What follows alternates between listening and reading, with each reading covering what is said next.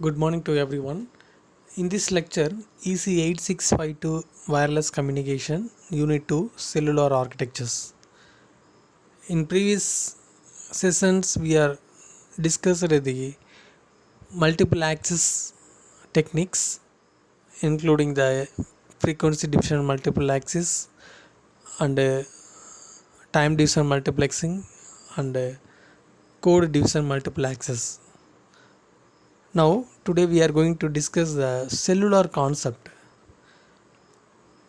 The sum of the important cellular concepts are discussed in this session.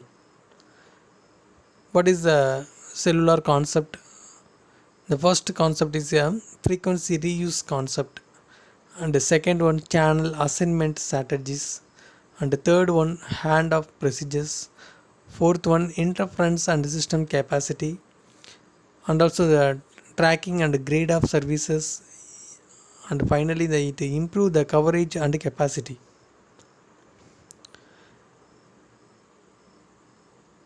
Now, the coverage area into a number of small areas, it is called a base station. The number of cells in the cluster is called a cluster size or frequency reuse factor. So, the type of interference in the cellular network, number one is a co-channel interference, number two adjacent channel interference.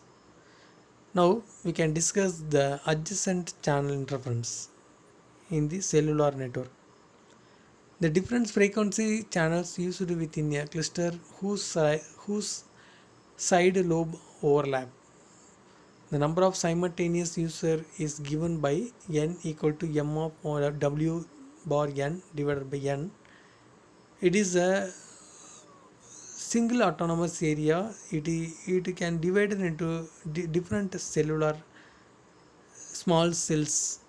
So individual cells, that is a cell 1 and cell 2, the both base stations antenna, it can be communicated through the mobile subscribers. It is a near gateway protocol methodology.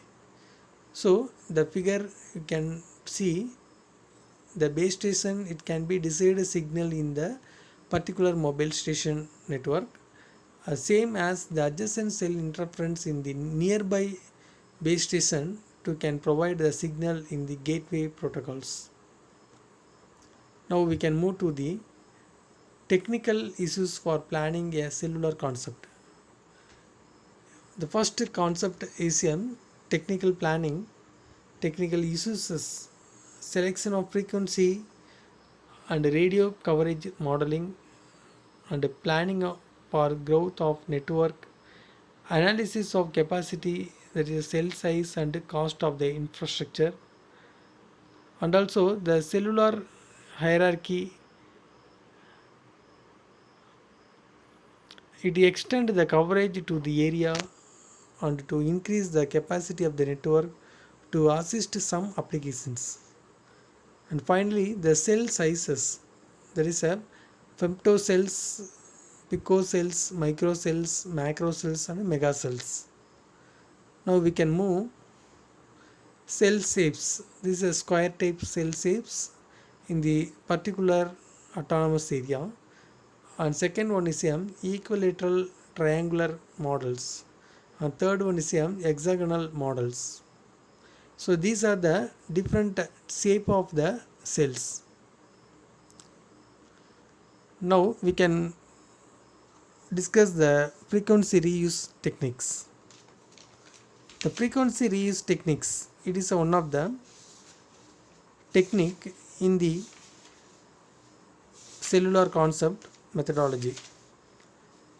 In a cellular radio system, channels allocation and reuse schemes are very important because it lead to bandwidth saving. In cellular mobile communication, each channel is assigned with a group of channels, but a group of channels allocated for one channel will be different from the group of channels allocated for neighboring channels. Each cell is provided with its own base station, and each base station is designed to provide accurate coverage within a cellular region. Hence, the ultimate aim is to provide the better performance with a lesser number of radio channels. So the design process involved in allocating and reuse of radio channels is called as a frequency reuse technique.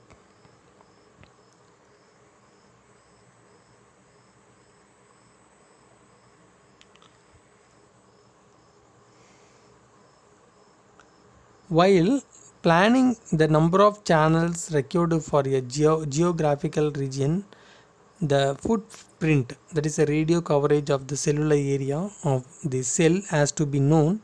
The number of hexagonal cells are required will be planned and then channels will be assigned for every cells. In this example, a cellular cluster n equal to 7 pattern is shown. The cells with some number of users in same set of frequency. So the cellular region with n cluster number of duplex channels available for user, then the measurement of capacity C is C equal to K into Mn. K is nothing but the group of channels allocated for each cells, and M is a cluster of n is replicated m times.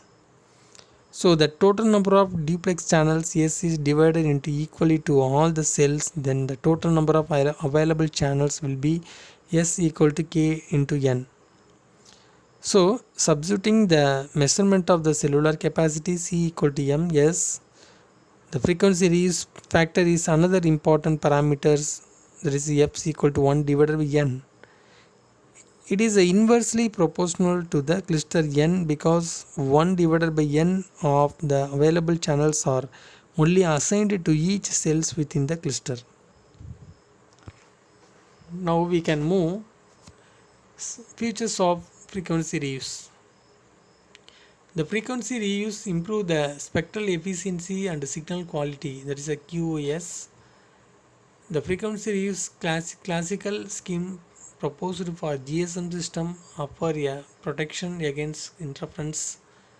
The number of times a frequency can be reused is dependent on the tolerance capacity of the radio channels from the nearby transmitter, then it is used the same frequencies. In frequency reuse scheme, the total bandwidth is divided into different subband that are used to by cell. Now finally, the frequency reuse scheme allow Wi-Fi WiMAX system operate to reuse the same frequency at different cells.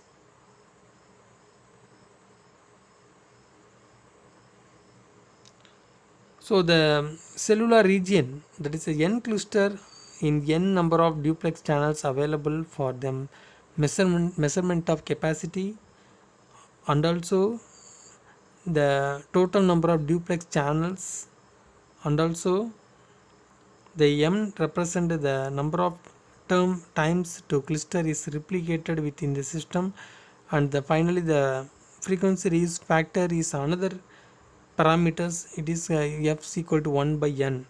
That is inversely proportional to the cluster n available per the channel and only assigned to each cell within a cluster. So in this session we are discussed the cellular concept. The first concept is a frequency reuse methodology in the cellular radio system, channel allocations and reuse schemes. Thank you for watching this video.